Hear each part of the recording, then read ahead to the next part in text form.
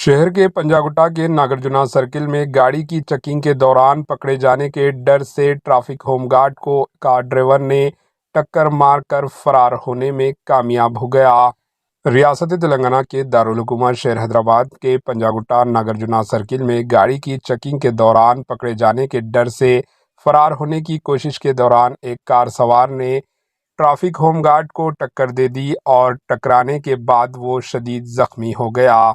जख्मी traffic home guard की शिनाख्त रमेश के तौर पर हुई है। ये वाकया उस वक्त पेश आया जब पुलिस की टीम ट्रैफिक के खिलाफ वर्जियों पर गाड़ियों का चेकिंग कर रही थी, जिनमें खिड़कियों के शीशे ब्लैक होने की वजह से पुलिस ने कार ड्राइवर पर मुकदमा दर्ज कर लिया, जिसकी शिनाख्त मोहम्मद सैयद के नाम से हुई है, जिसका वीडियो सीसीटीवी कैमरों में कैद हो गया।